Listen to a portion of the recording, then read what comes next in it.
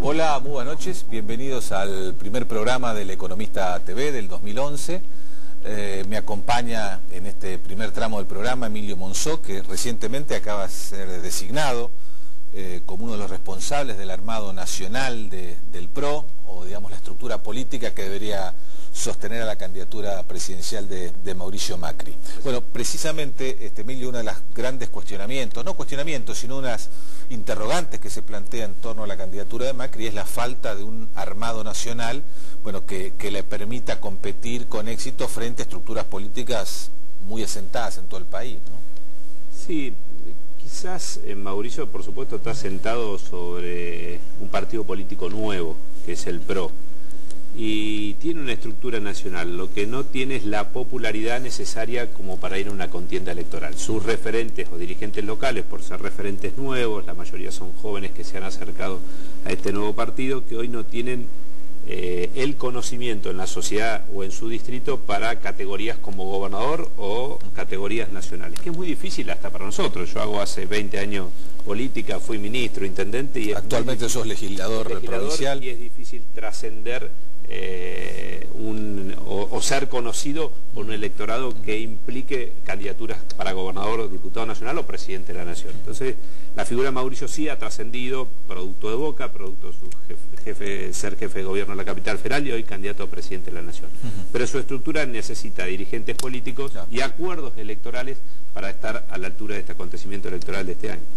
Hablando de los acuerdos electorales, hay un calendario bastante extenso en la Argentina. Empezamos votando en marzo en la provincia de Catamarca y de luego hasta las presidenciales de octubre. Ese esquema de elecciones escalonadas para autoridades provinciales, ¿al PRO lo favorece, le complica la estrategia?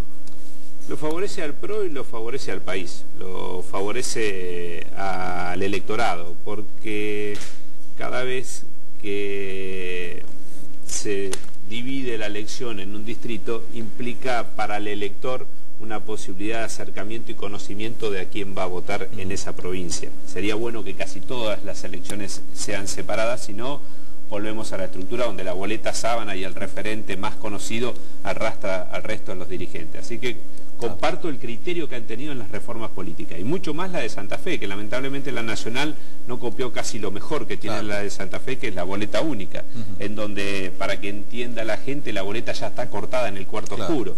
Es menos necesaria una estructura clientelar como la que acostumbramos a observar. Así que esas reformas políticas benefician los partidos nuevos.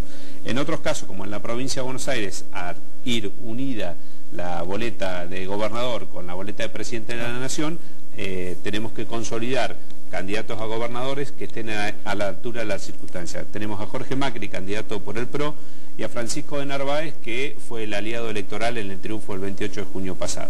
Así que me parece que entre estas dos figuras y un acuerdo político con Eduardo Duhalde puede surgir una fórmula en la provincia de Buenos Aires de peso que pueda llegar a ganar la elección. Bueno, antes de ir al tema de las alianzas específicamente en la provincia de Buenos Aires, te quería antes preguntar, Emilio, sobre el otro gran interrogante que hay sobre la candidatura de Macri o sobre las candidaturas de Macri. Hay quienes dicen que debe ser candidato a la reelección como jefe de gobierno, otros que debe dejar esa posibilidad y presentarse directamente como candidato a presidente, y hay quienes sostienen que debe presentarse a las dos elecciones. ¿Cuál es tu juicio? Mi postura personal, en una discusión que está latente hoy, la postura de Mauricio, y que no tiene dudas, es que quiere ser candidato a presidente de la Nación.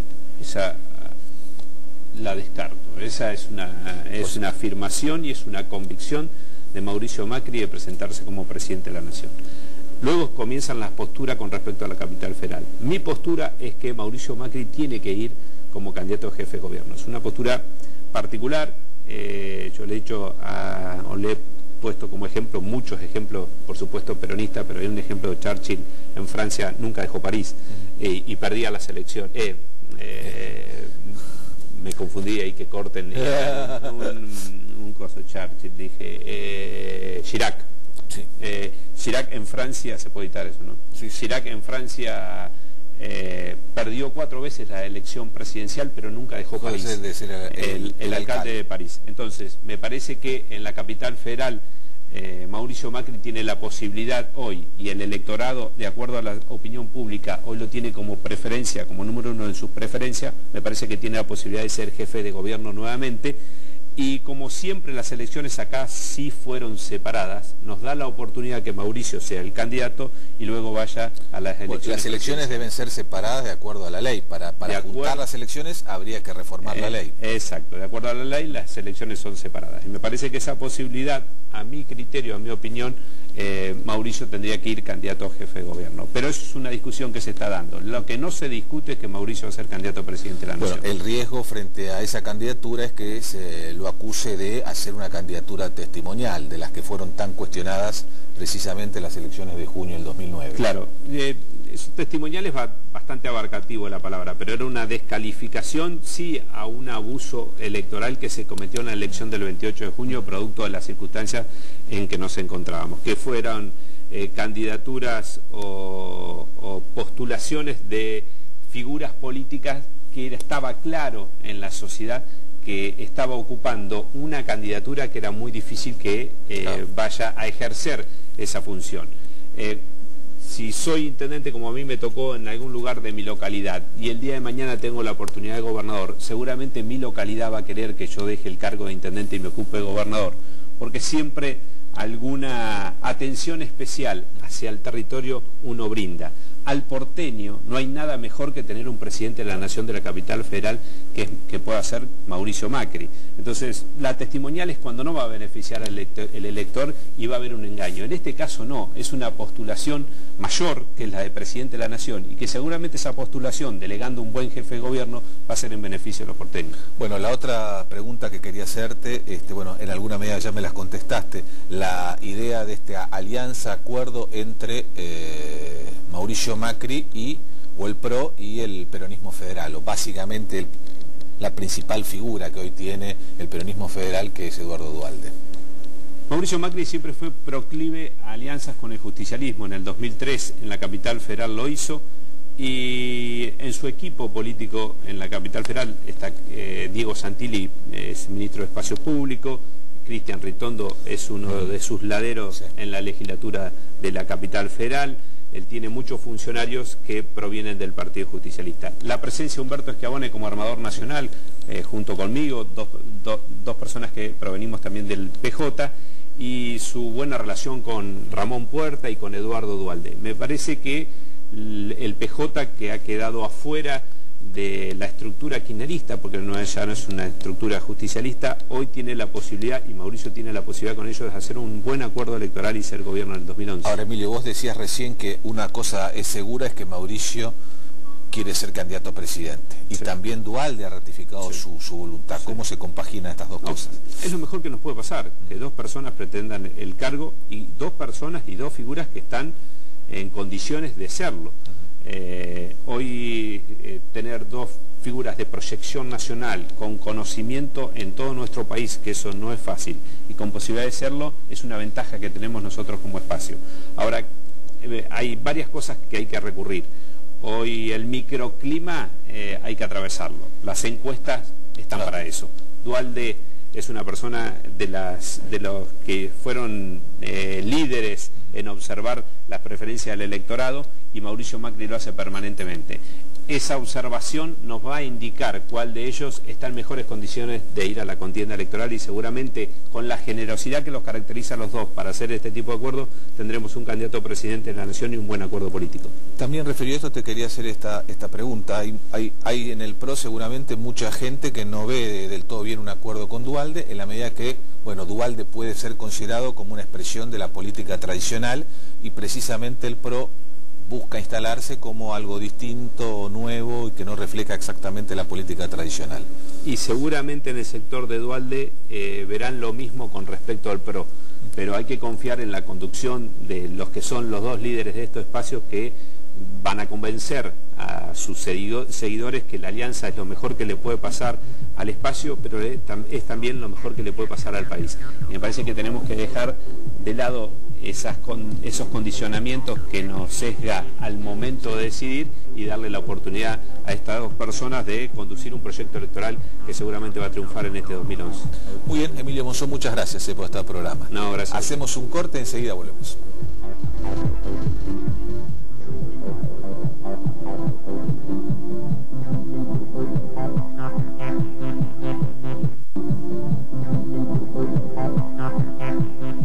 Muy bien, segundo bloque del Economista TV, me acompaña ahora el economista Dante Sica.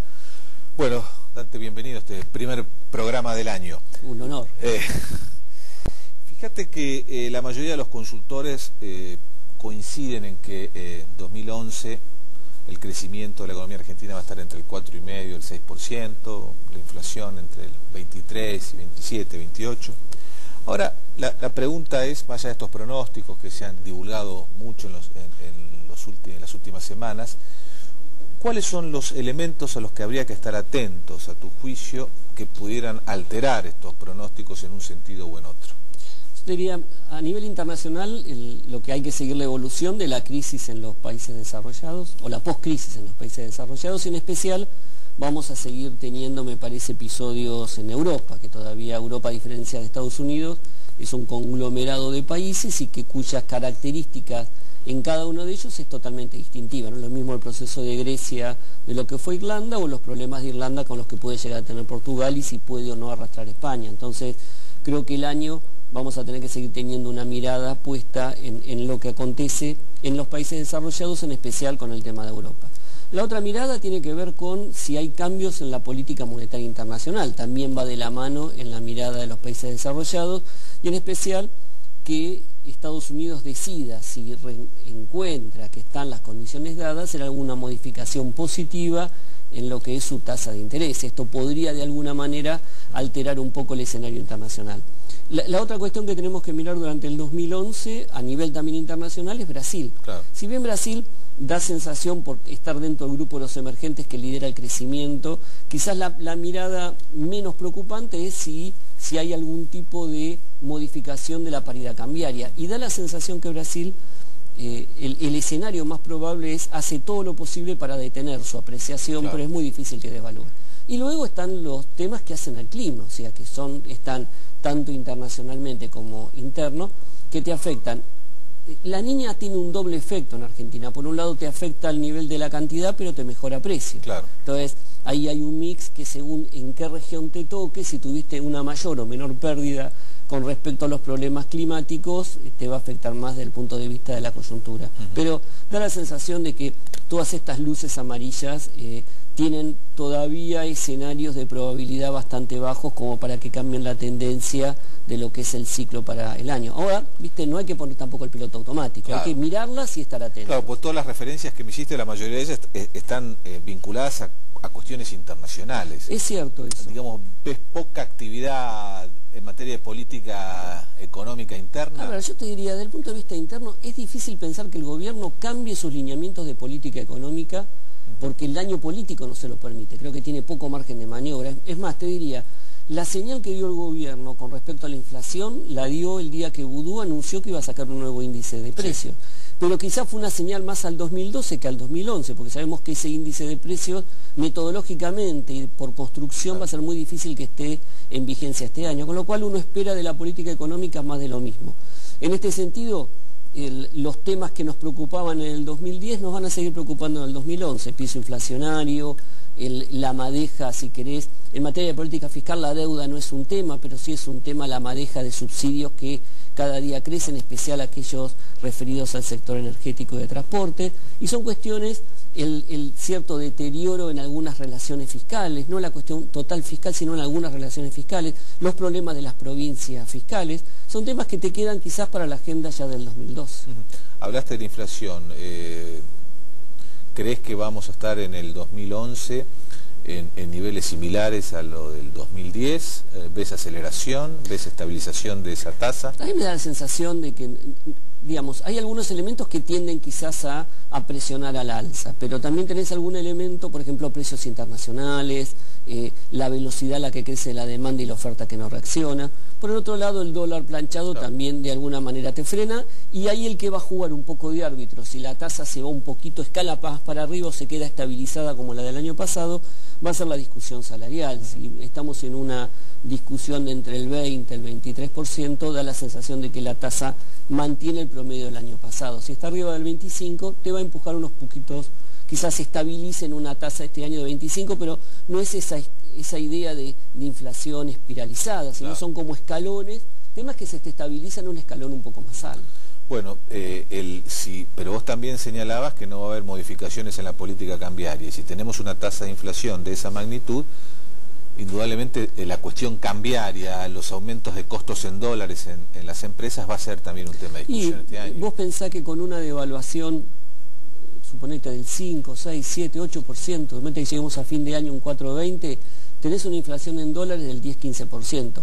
Ahí empieza a hacerle ruido a aquellos que son exportadores. Por eso también hay que mirar el contexto internacional, porque si exporto a Brasil, donde la apreciación del real me acompaña, donde los precios internacionales me favorecen, quizás la piedra en el zapato no me aprieta tanto, que tiene que ver con la inflación local. Ahora, si voy a países como Estados Unidos, quizás la pérdida de competitividad es mayor. Entonces, ahí me parece que el problema es la película, hoy no es tanto la foto. Esta película de tasa de inflación en 2 dígitos con una devaluación de 1, en algún momento las pérdidas de competitividad, inclusive en aquellos que tienen tecnologías buenas, modernas y están cerca de la frontera, va a empezar a hacerle perder por lo menos espacio o algún tipo de rentabilidad en los espacios externos.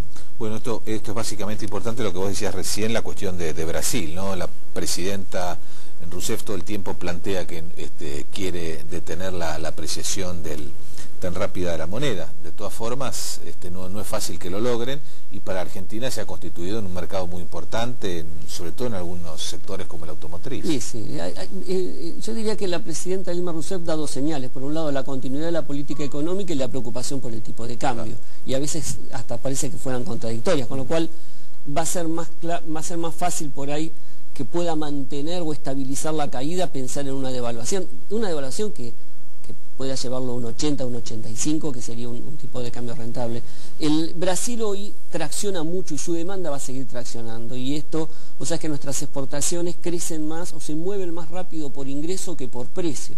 O sea, la tracción de la demanda brasileña empuja fuertemente, y en especial el sector automotriz, que también se encamina hacia otro año récord en el 2011, donde seguramente la producción va a estar rondando las 840.000 unidades, de los cuales vos pensás que de cada 100 autos, 53 se venden en Brasil, 37, 38 en Argentina, y el resto va a América Latina. Brasil es nuestro principal mercado. Claro, y Brasil va a seguir, la economía de Brasil este año se supone, hay distintos pronósticos, pero en torno al 4,5, 5%. 4,5, 5%, ese es el piso de consenso que hoy existe en todos los analistas.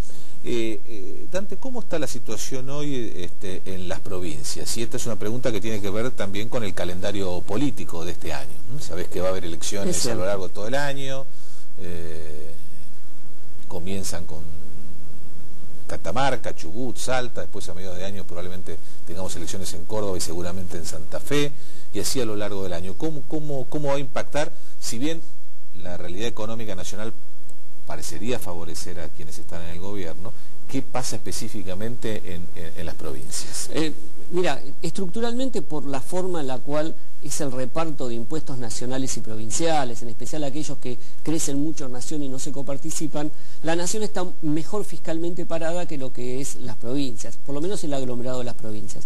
Este año las provincias mejoraron bastante porque hubo una renegociación, una reestructuración de su deuda que tenían con el gobierno nacional, y el gobierno a su vez le pagó parte de lo que eran los ATNs que estaban caídos, y esto le mejoró mucho las finanzas globales al conjunto de las provincias. Es más, cuando uno mira a Buenos Aires, por esta, digamos, contabilidad de los ATNs ha tenido ingresos que le permitieron, cuando uno los contabiliza, tener un superávit muy bajo, un déficit muy bajo para este año. Ahora, en el 2011 vuelven a tener su situación estructural.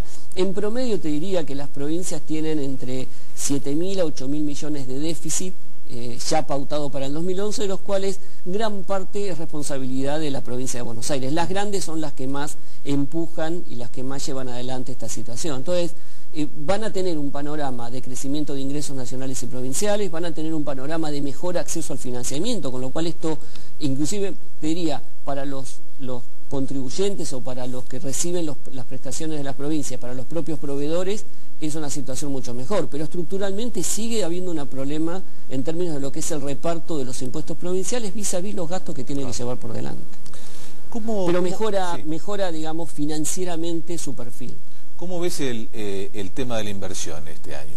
Habida cuenta, bueno, que hay muchos sectores que están operando con su capacidad instalada ya cerca del tope. Te diría, hay todo un paquete de cuestiones que hacen a la toma de decisiones, normas volátiles, discrecionalidad a la hora de la política pública, los temas del sistema de estadísticas, etcétera, que frenaron bastante los procesos de inversión. Ahora, por el otro lado, la demanda sigue traccionando. Entonces, uno observa que ese parate que hubo en la inversión entre finales del 2008, todo el 2009 y principio del 2010, empieza a haber proyectos de inversión que se están llevando adelante, porque de alguna manera la incertidumbre política al parecer está bajando y a su vez hay una demanda que es un poco más sostenida. Ahora, para seguir creciendo a una tasa del 5 o 6% sin que este genere presiones inflacionarias, el esfuerzo que tenemos por delante va a tener que ser mayor. O sea, es una inversión que está, te insisto, saliendo. Por ejemplo, es interesante observar las importaciones de bienes de capital. Los tres principales sectores que importan bienes de capital son agropecuario, construcción y minería.